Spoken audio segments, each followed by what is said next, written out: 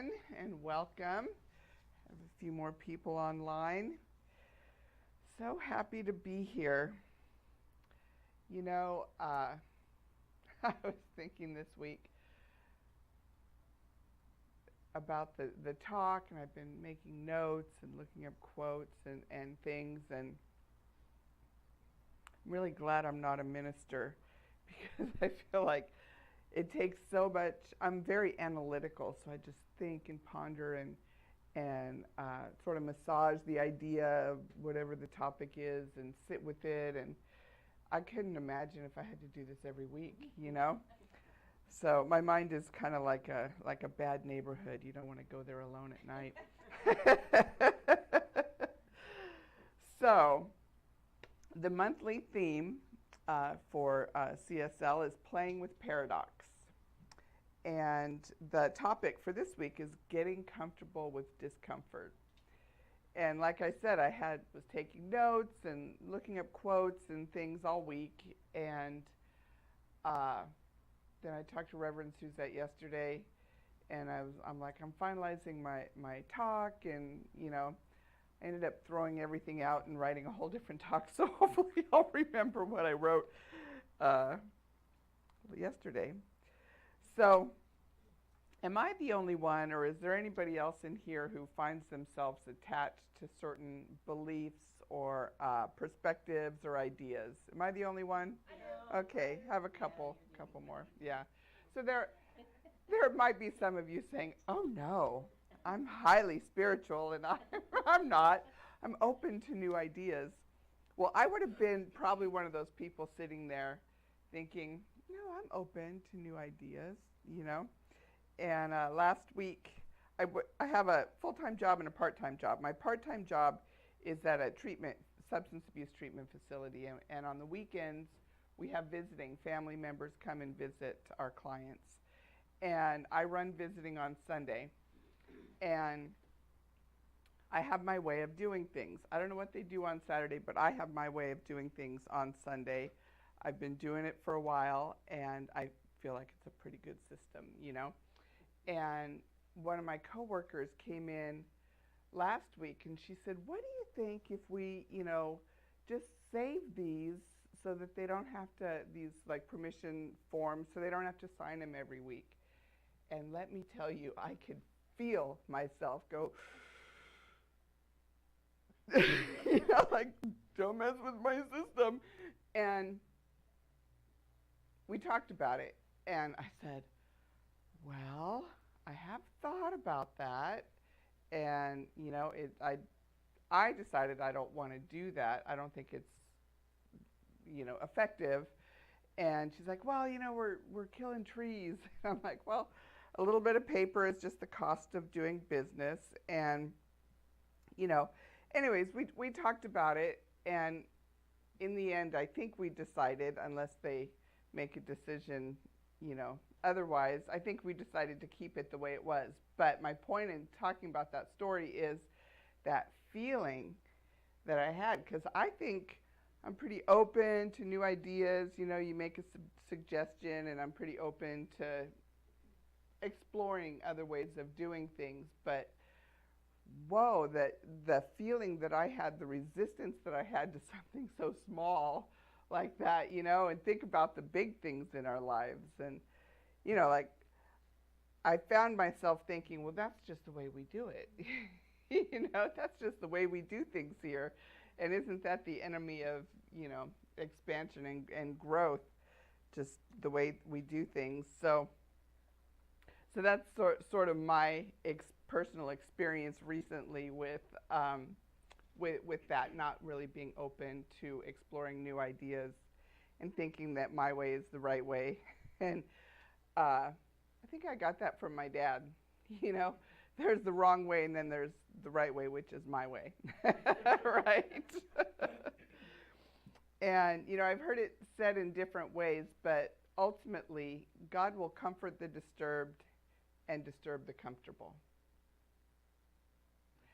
And outside of your comfort zone is really where the magic happens, as they say, right? But is it hard to get out of that comfort zone? We talk about it all the time, stepping outside the box, outside of my comfort zone. But when it's really something near and dear to your heart, it's difficult to do. It's very difficult. I recently read The Alchemist. How many in here have read that? It's such a cute story and so deep and profound and so sweet. And it's been sitting on my shelf for I don't know how long. And I was on vacation last month and I decided I want to read a book. And so I pulled it off the shelf. And I love the story, and it's so much about this topic, about finding comfort in discomfort, right? Because this young boy, he's a shepherd, and he left his family. He took a big leap, left his family, got these sheep, and he was like traveling around the country as a shepherd. And the book starts out, he's on his way to a place where he had been before, where a merchant bought his wool, and he had a lovely young daughter. And so, he kind of had plans that he was gonna go there and sell his wool and, sidle up to the daughter and get on in the good graces of the father merchant. And then somebody comes along and says, no, you're really supposed to go seek your treasure in the pyramids of Egypt, So he abandons his plan and goes off to do something else, and he's on his way, and then he meets up with another merchant, a shop that sells crystal, and not crystal meth, crystal. I work in substance abuse treatment, so. Glassware, crystal glassware. Sorry, I digress. So he ends up, this shop is like, doesn't have much customers, and it's, sort of just going out of favor. It's not very busy, and the shopkeeper is, just sort of down on his luck. And he ends up turning the shop around, and all of a sudden it's like the place to be. They're serving tea, and travelers are stopping, and, all this stuff. And his plan was to be there for a year. And then he's like, but I'm comfortable. I like it here. Things are going well, So anyways, I'm not going to tell you the whole story, but he ends up leaving the crystal shop and, goes on this journey. And each time, each stop he gets comfortable. And then he's pulled out of his comfort zone again because he's not done with his journey. And he continues to go. And each time he trusts that still small voice with like the faith of a child. He's not a boy. He's really a young man in the story, but they refer to him as a boy. And he has that faith of a child and listens to his intuition, and he listens to the people who are like sent to him to encourage him and tell him what his next step is. So it's just a delightful story, and he takes a leap of faith, and each time he's uncomfortable, he finds solace and he finds that comfort. And it reminded me of one of my favorite all-time lines, and you may think I'm basic, but one of my favorite all-time song lines is from a band called Semisonic, and the song is called Closing Time, and it's about a bar closing. But it says, every new beginning comes from some other beginning's end. So I like to remind myself of that when I'm faced with, I have to do something outside my comfort zone. Like, I got comfortable here, but in the beginning it wasn't comfortable.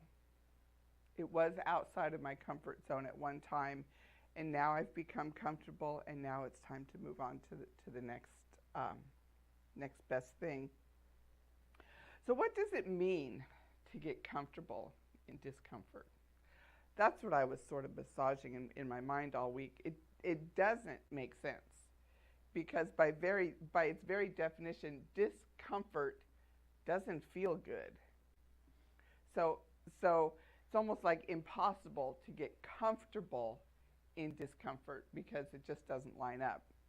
But as Jody talked about in the meditation this morning, this is like polarities, and this is a paradox, where when you first look at it, it doesn't make sense, it doesn't line up. But on further investigation, maybe there's something there that we can sort of open up to the possibilities.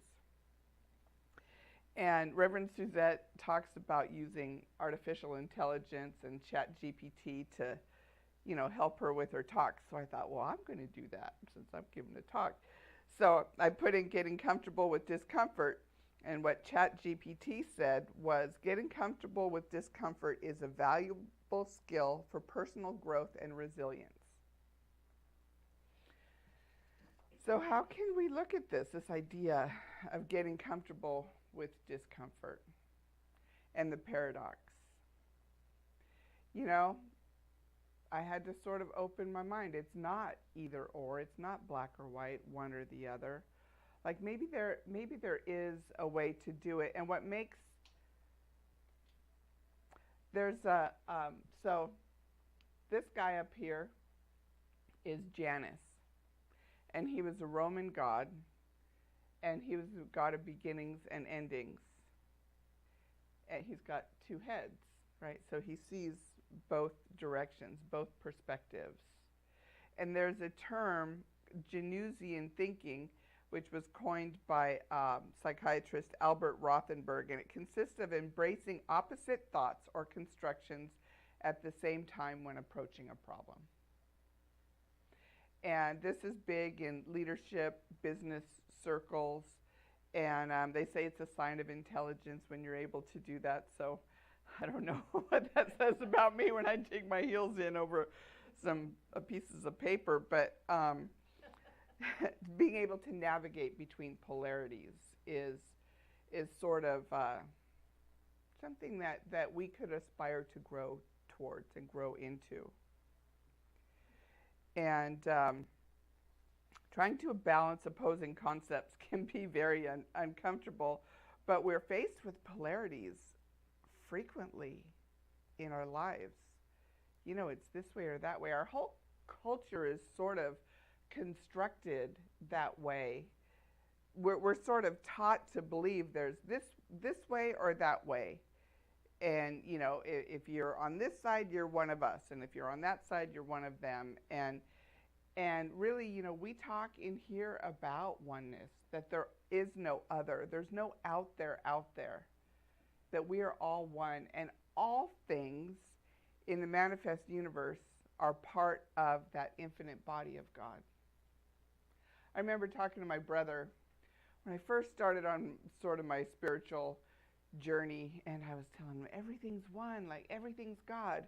And he goes, that table's not God, And I was like, well, and I didn't know what to say at the time, but later I thought of it like, that table's made out of wood, which was once a tree, which was a living thing. Of course it's God. Of course it is. God just changes its form. And there's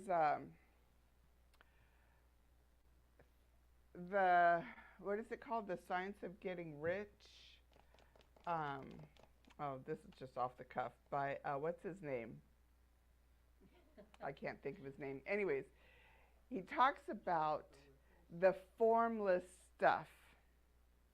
That's like the space between, and when we put our thought into it is how we create. And so it's all God. It just is sort of like waiting for us to create, for us to manifest. And it's a fascinating book. You can get it for free. Wallace Wattles, that's the name of the author. You can get it for free online, and you can download it. And it's just a wonderful book. I used to read a couple chapters, like chapter 4 and 7 or whatever, every day as just a reminder. It's a great little book, but talking about the formless stuff that just lies in wait for us to speak meaning into it for creation. And he talks about, most things, a table will go through the process of creation. A tree will grow, somebody will chop it down, somebody will cut it, and then another person will take it and make it into a table, and then somebody else will buy it and use the table, right? That's sort of the process of creation. But he says it would be possible for somebody just to think, I want a coffee table. I'm thinking of coffee table because the leg on my coffee table broke yesterday. And it's like upside down in my living room right now. But it would be possible to think of coffee table and have it manifest in form like that if we were sort of like of an elevated consciousness. But for most things, it goes through the evolutionary sort of process of manifestation. And you know, the impulse of nature is growth. Martin? There we go. A ship in a harbor is safe, but that's not what ships were built for, right? That's attributed to a guy named John Shedd from 1928. And what are we built for? We're built for growth. Growth implies change. You know, when kids are growing and they go through a growth spurt, they have growing pains, literally, like their bones ache because they're growing. And babies, when babies get teeth, when the teeth start cutting, they cry because it hurts. There's so many metaphors of growth and transformation and metamorphosis, butterflies and the snake shedding its skin. You know, so many in nature. An acorn having to break through its shell to become an oak tree. And us, you know, when we go, ours may be less physical at times, but it's no less real, right? When we're going through a difficult time and we're having to make a change and we are stepping outside of our comfort zone. Our whole lives are about growth, and it involves balancing between needs and wants, weighing the options about the changes that you know, we're thinking about making versus keeping the status quo. And discomfort may come from internal ideas and plans. We've got big dreams that feel like they're outside of our ability to, you know, to reach them, or they may come from external things. Maybe a phone call, a diagnosis, something that, you know, loss of a job, loss of a relationship, something that just changes the trajectory of our lives, and it wasn't in our plan. So, regardless of the source of the change, there's really two approaches. One is having the courage to walk through in spite of the fear. Because isn't that usually what it's about? It's usually about fear in one form or another. Fear of change. And the other is to embrace the discomfort and open ourselves up to the gifts of the situation. And I think that's what getting comfortable with discomfort means. It's still not easy, but as we embrace it, and for me, I remember sitting in my car, there was all these changes going on. I feel like I think it was like financial challenges, and I remember just sitting there and going, God, what is the gift in this? Just show me what the good is, because it has to be good. If God is for us, nothing can be against us, right? So any change that's uncomfortable, painful, whatever, any kind of change, there's got to be something good in it. So as we embrace it and we just open up to it and allow the good to be revealed. I had a counselor, a practitioner, well, she was a minister, I think. Yeah, she was a minister that I used to go to, Reverend Alice Bandy. Yeah, Reverend Alice Bandy. And every time I would go see her, and I'd go in there and be like, oh, this is going on, and, you know, and I'm curled up in the fetal position, she'd always say, what is the good in it? What is the good? And when we change our perspective, when we start looking for the good instead of resisting the bad or the unknown or what we're fearful of, is when it just starts to flow. That's when it flows. That's when we're playing in the paradox.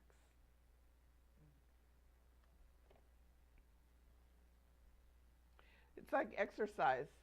I may have talked about this before because it's sort of the challenge that I have, you know. Every day I want to exercise, but almost every day I don't want to. Right? I've set the intention to do it, but on a regular basis I go, oh, I don't feel like it today, you know. And but when I do it, when I'm done, I always feel better. I am always glad that I did. You know, I mean, I can't imagine, maybe if you injured yourself or something, you might think, oh, maybe I shouldn't have exercised today. But generally speaking, when we do the hard thing or the thing that we don't want to do, we're gonna look back on it and be glad that we did it. So Ernest Holmes, in this thing called You, said, keep the doorway of your mind open, feeling, thinking, and communing with this life. Know that it fills you with light and with power. And you know, the etymology of the word Janus for the god, the Roman god Janus, is related to the Latin word door. I just thought that was kind of interesting.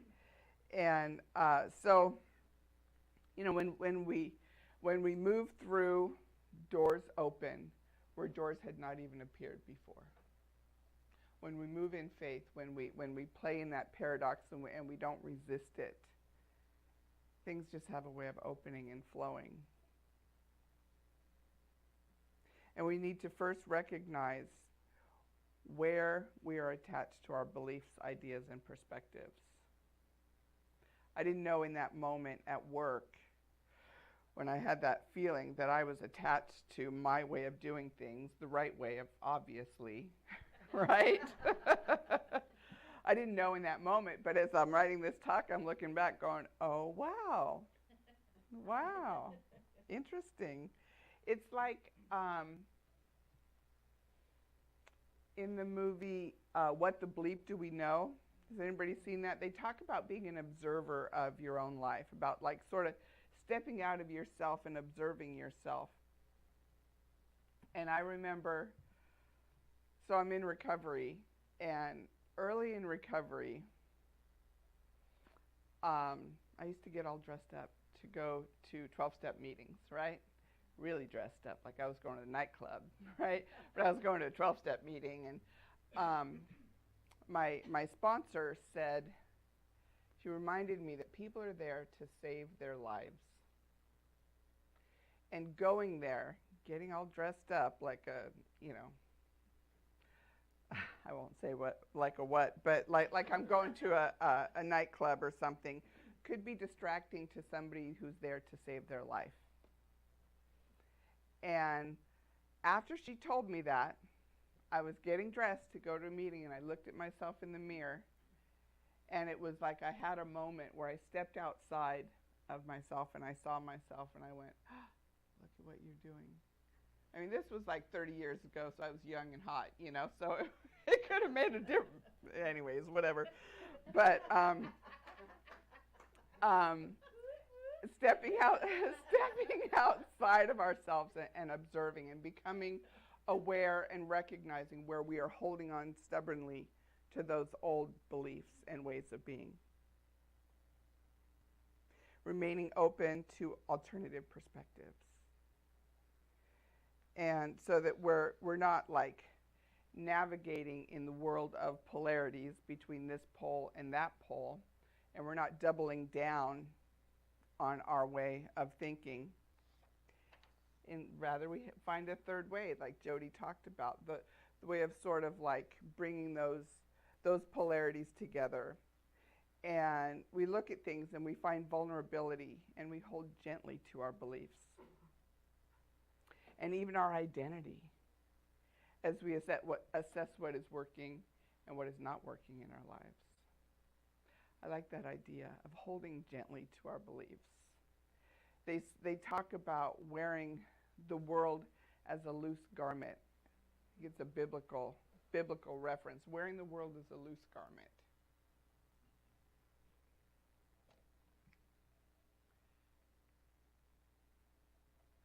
So Brene Brown in Atlas of the Heart said, in these challenging moments of dissonance, we need to stay curious and resist choosing comfort over courage.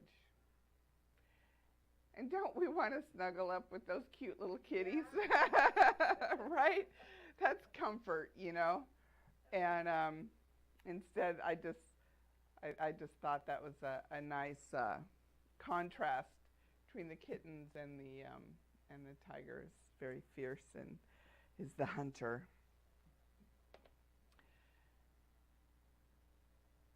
And finally, I saw this video on Facebook, and I sent it to Martin earlier this week. I'm like, somehow, some way, I have to incorporate this into the talk because I just love it. And you might want to turn the volume down a little bit because it gets a little loud. Martin?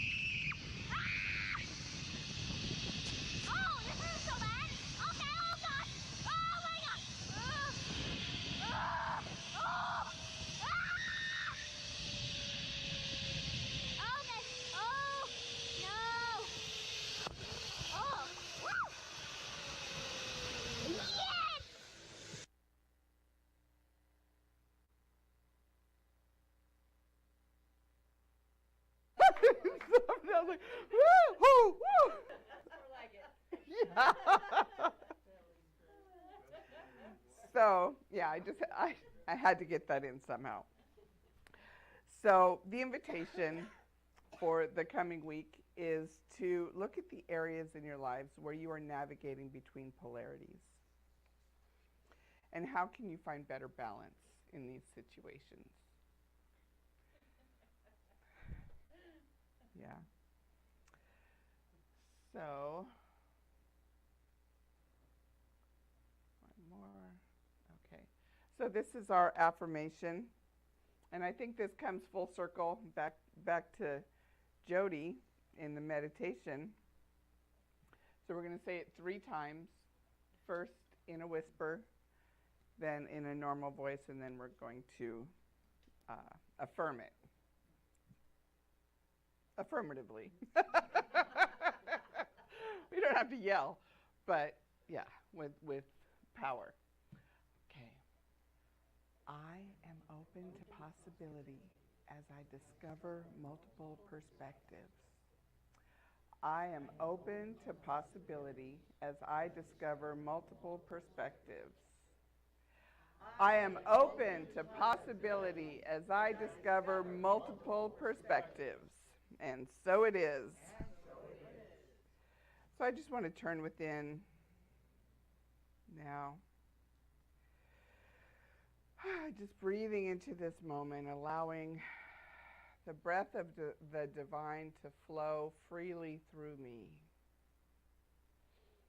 Knowing that with each breath, I am communing with the divine, that all is one, that each one of us is a necessary and vital organ in that infinite body of God, knowing that we just work together seamlessly.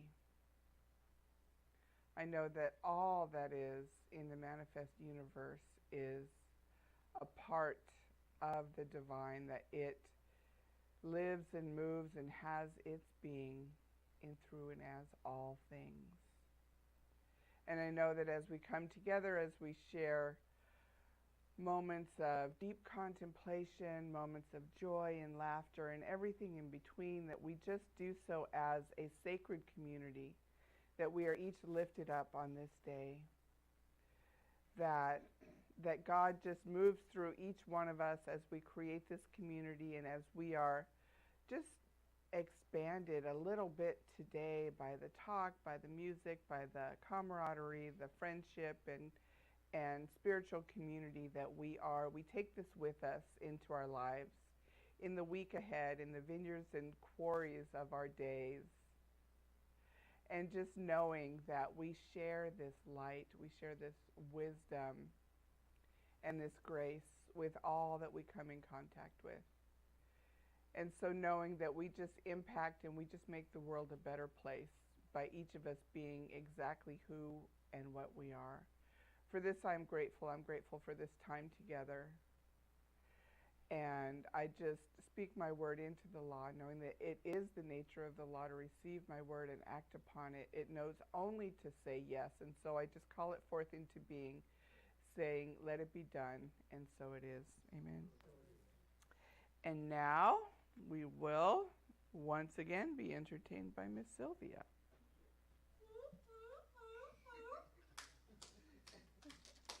Thank you. What a great talk. Thank you. I love how you're so honest about everything, and I'm not like you. But you are like you. Yeah. Therefore, Exactly what you're supposed to be.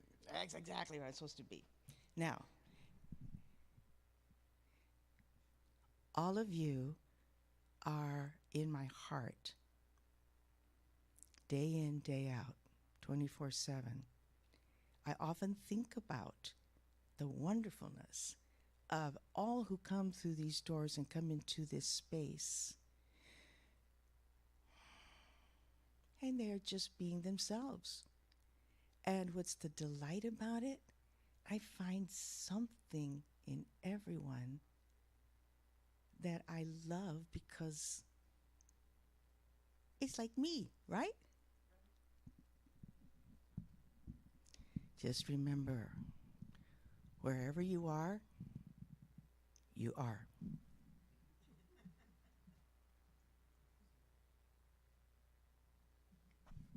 So this is dedicated to the ones I love.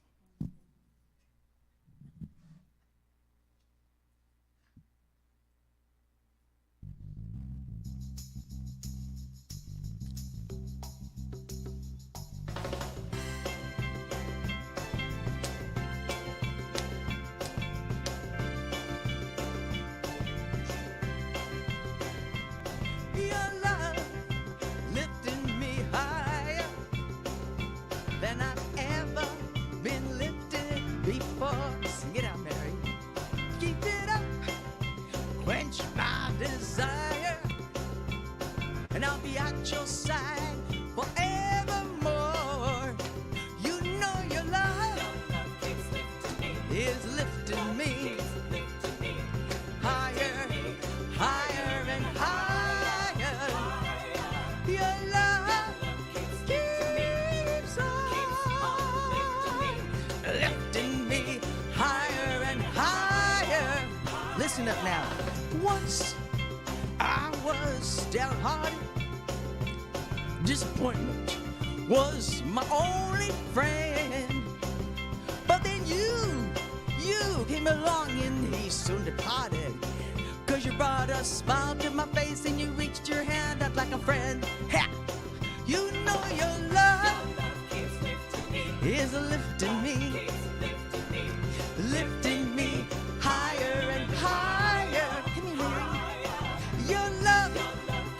lifting me higher, lifting me higher and higher. All right, let's get it down. Ha, right, you gotta do this. Do da ba, do do ba do the exercise. Do ba, ha ha ha ha. Knees up. Here we go. Woo! Yeah. Dude, here we go. You know your love is lifting me higher, 'cause you know I love you all, each and every one. So I'll tend my hand out here, and you give your hand to me. Together we walk this world, spreading love all around. You know your love lifting me higher, come on, higher than ever before. You know your love keeps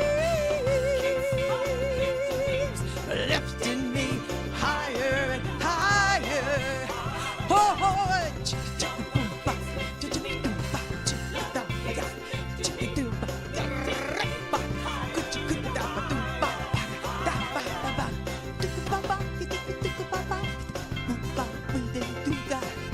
Hey, say I love you. I love you. Yeah.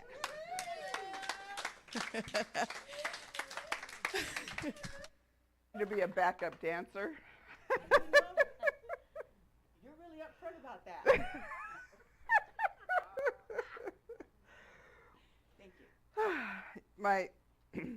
My first husband was in a band. He was a musician, and I was sort of like the one who would go out on the dance floor by myself and get the crowd going. So it's just sort of second nature to me. Okay, so short announcements. Let's see, what do we have here? Like a little background? Sure, I have no idea what the announcements are. I thought they were up here. Yeah. Let's see. Is that what these are? Okay, so we're calling for volunteers to set up the sanctuary and break down hospitality team for potlucks and events. See Victoria to sign up for that. There is, on Wednesday, there is an Al-Anon for Parents meeting here, and if you have a loved one who is suffering from any type of addiction, particularly a child, this Al-Anon for Parents would be good, and other regular Al-Anon groups are really good for if you have somebody that you love who's struggling with that.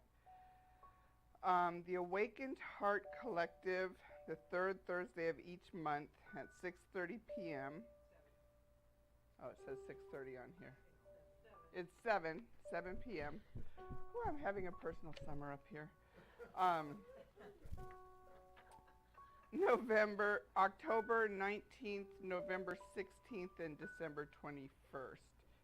21st is what it says. Sorry. I was also a secretary, and I used to edit things like that. The Many Lives of Mary, right? Urban Street Angels is looking for mentors.